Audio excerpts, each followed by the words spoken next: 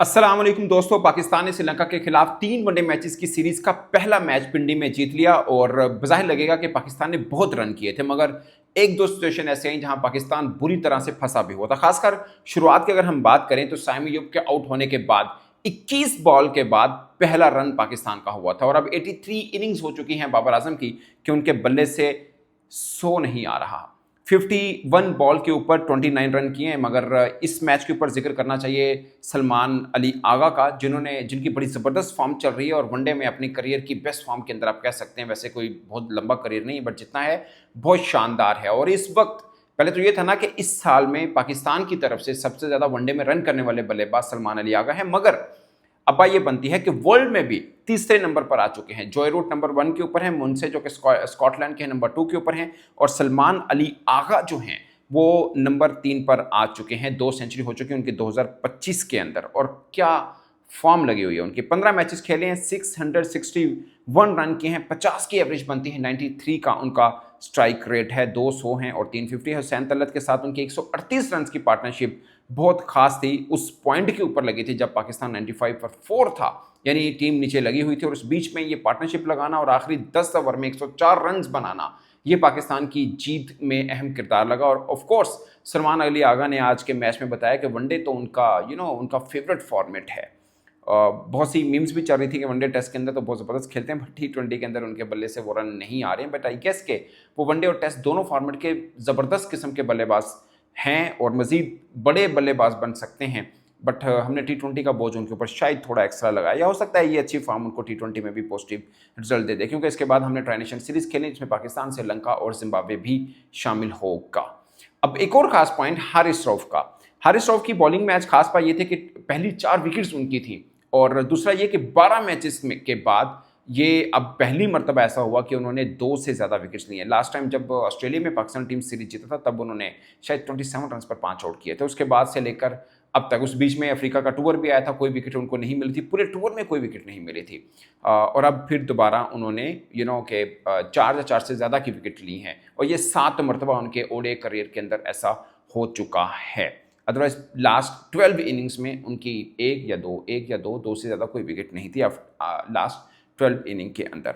और उनके ऊपर ठीक ठाक किस्म का क्रिटिसिज्म भी होता है कि प्लेइंग 11 में कैसे उनकी जगह बन पाती है, क्योंकि वसीम जूनियर ने उनसे पहले वाले मैच में बेहतर कारकर्दगी दिखाई थी। और साफ़ है ये एक या 12 मैचेस के बाद उनकी ये परफॉर्मेंस सामने आई है, और मुझे लगता है कि वसीम जूनियर इन सब बातों के बावजूद भी पाकिस्तान के प्लेइंग 11 में बनते हैं। उनके बगैर पाकिस्तान का प्लेइंग 11, मुझे लगता है, ये मेरी अपनी राय है।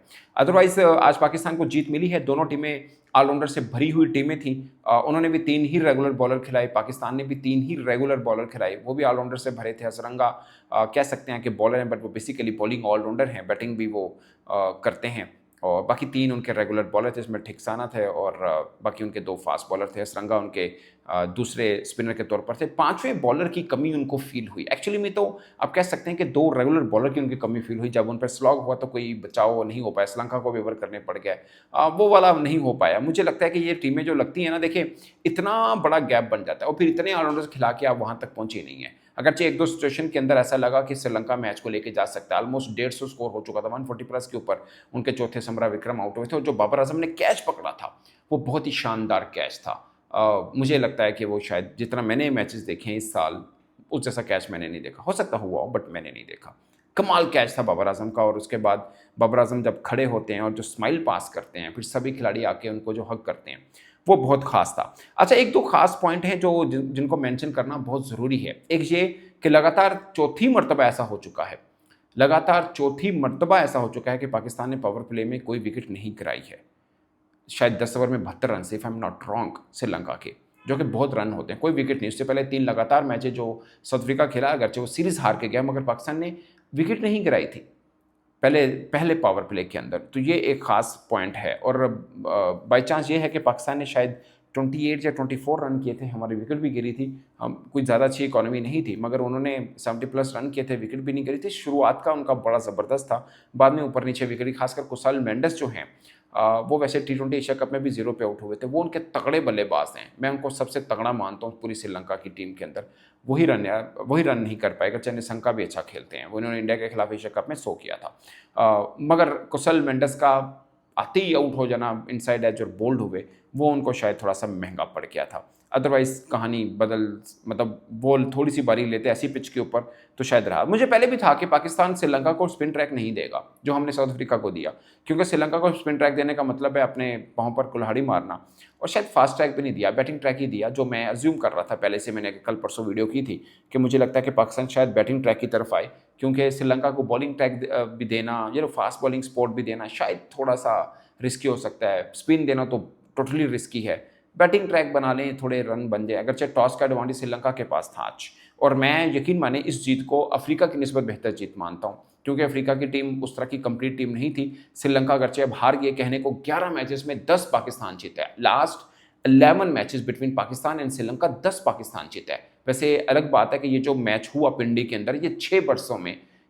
में तीसरा मैच था। इससे पहले सिर्फ 2 ही मैच खेले हैं। एशिया कप 2023 में जो पाकिस्तान हार गया था, लास्ट ओवर में जमान खान ने किया था, और वर्ल्ड कप 2023 जो पाकिस्तान जीत गया था, 300+ रन चेस किए थे, जब अब्दुल्ला शफीक और मोहम्मद रिजवान ने 100 किया था और कमाल बारी ली थी। अच्छा, दोनों के बीच में आखिरी दोनों मैचेस में 2 खिलाड़ी चले थे। पाकिस्तान की तरफ से मोहम्मद रिजवान ने रन किए थे, उनकी तरफ से कुशल मेंडिस ने रन किए थे, मगर इस मैच में दोनों ही रन नहीं कर पाए। बट सलमान आगा है ना, तो टेंशन किस बात की। वनडे फॉर्मेट में ही इज़ द मोस्ट, जिसे बोलते हैं ना, responsible batter from Pakistan side in this year, वो आप कह सकते हैं। और वर्ल्ड वाइड में मैं बता दिया आपको कि वो तीसरे नंबर पर है। But coming back to Babar Azam के बल्ले से रन 100 ना आना, अब ये 83 इनिंग्स हो चुके हैं। ये 83 क्यों कह रहा हूँ मैं, क्योंकि विराट कोहली को भी 83 इनिंग हो गई थी, क्योंकि उनके बल्ले से 100 नहीं आया था। 2019 में बांग्लादेश के खिलाफ टेस्ट के अंदर उन्होंने 100 किया था। उसके बाद सितंबर 2022 में अफगानिस्तान के खिलाफ जाके उनको 100 मिला था। T20 के अंदर दुबई में वो मैच मैंने कवर किया था 8 सितंबर 2022 को। और अब बाबर आजम भी अगस्त 2023 एशिया कप में नेपाल के खिलाफ उनका 100 आया है।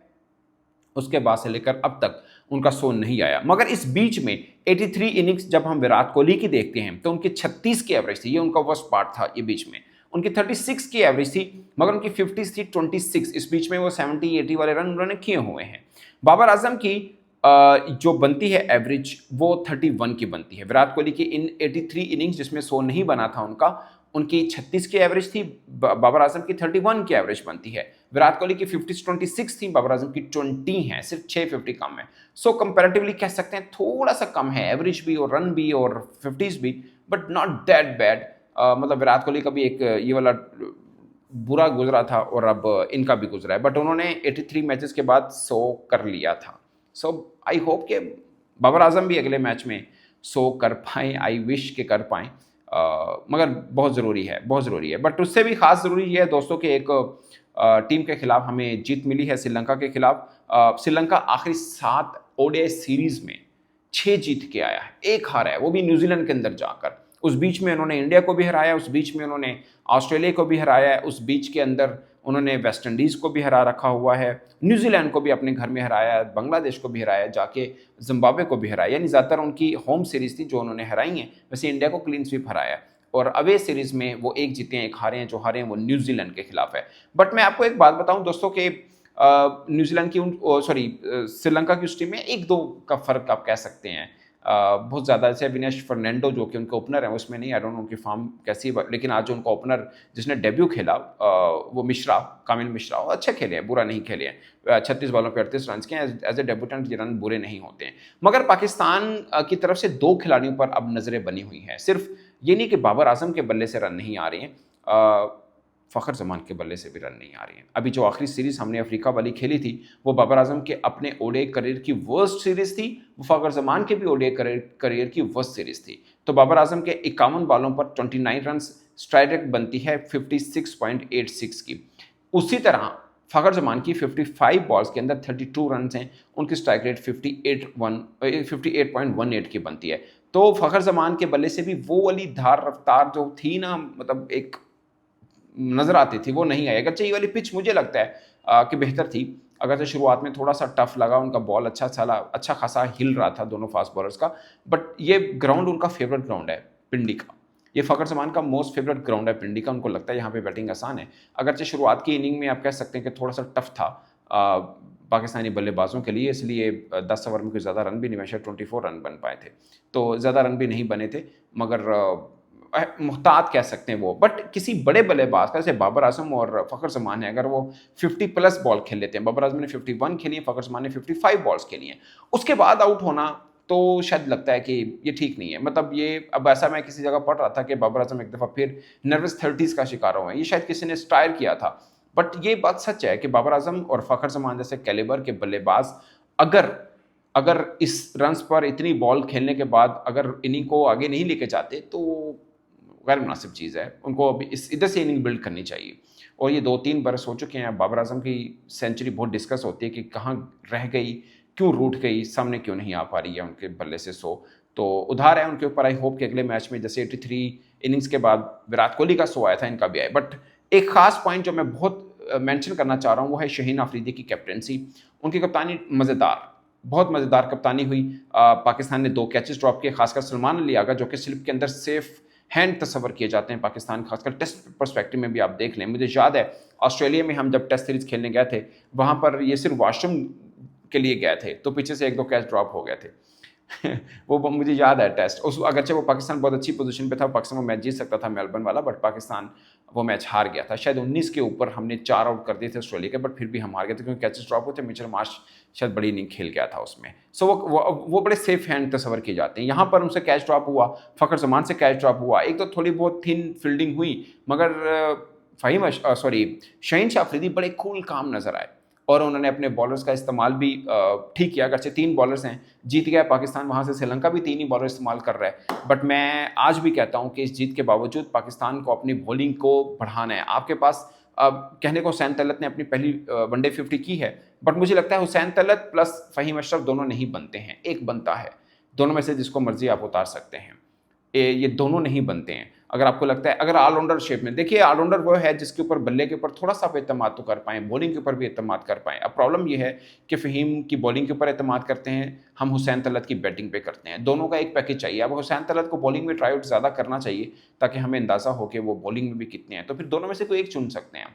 2 के साथ मैं नहीं मानता। मुझे अभी भी लगता है कि मिडल ऑर्डर पाकिस्तान का वीक है। अगरचे सलमान अली आगा ने बहुत ज़बरदस्त इनिंग खेल दी, हुसैन तलत ने भी अच्छा साथ दिया उनका, 138 में 50 उन्हीं की भी है, मगर जिस तरह की बारी ली है सलमान अली आगा ने वो कमाल थी। 87 बॉल पर 105 रन, बड़े रन होते हैं। 120 का स्ट्राइक रेट, एक तगड़ा स्ट्राइक रेट है। आई होप के ये जो फॉर्म है इनके आगे भी नजर आएगी। मोहम्मद नवाज ने भी 23 बॉलों के ऊपर 36 रन किए, 156 का स्ट्राइक रेट था उनका। 63 पर 62 रन किए थे, 98 का स्ट्राइक रेट हुसैन तलत का भी था। आखिरी 10 में हमने 104 शायद रन किए, 10 की स्ट्राइक रेट, बहुत तगड़ी स्ट्राइक रेट है पाकिस्तान की। सो दोस्तों, पाकिस्तान को 1-0 की बढ़तरी मिली है, मगर शाहीन की कप्तानी की मैं बात कर रहा था, उन्होंने कप्तानी बड़े अच्छे अंदाज से की है। जहाँ पे थोड़े थोड़े थिन पार्ट्स नजर आ रहे थे, वहाँ पे भी बिल्कुल कूल काम रहे हैं। हम अमूमन होता है ना कि फास्ट बॉलर है वो थोड़ा सा कप्तान थोड़ा सा वो कूल वाला पार्ट कम नजर आता है, कैच ड्रॉप होते हैं, बड़े धीमे रहे। इवन कि अपनी बॉल के ऊपर, उनके ओवर की लास्ट बॉल थी 6-7 में कि जब निशंका का कैच ड्रॉप किया था सलमान आगा ने, तो वो पहनते अपनी अपर पहनते हुए बड़े स्माइल दे रहे थे सलमान आगा को। सो ये इन्वायरमेंट एक अच्छा है। जब बाबर आजम ने कैच पकड़ा तो पूरी टीम जैसे चिपकी है, खासकर रिजवान, सलमान आगा, शाहीन। ये बात मैं इसलिए बोल रहा हूँ कि सब कप्तान हैं और बाबर आजम खुद जिन्होंने कैच पकड़ा था। सो एक अच्छा एनवायरनमेंट भी नजर आया, कप्तानी ज़बरदस्त नजर आई, सलमान आगे की इनिंग बहुत कमाल थी। हारिस रऊफ ने आकर 4 लगातार ऊपर से 4 विकेट्स भी ली थी। सो ये कुछ चीज़ें बेहतर थी, इसकी वजह से पाकिस्तान पहला वनडे मैच जीत गया।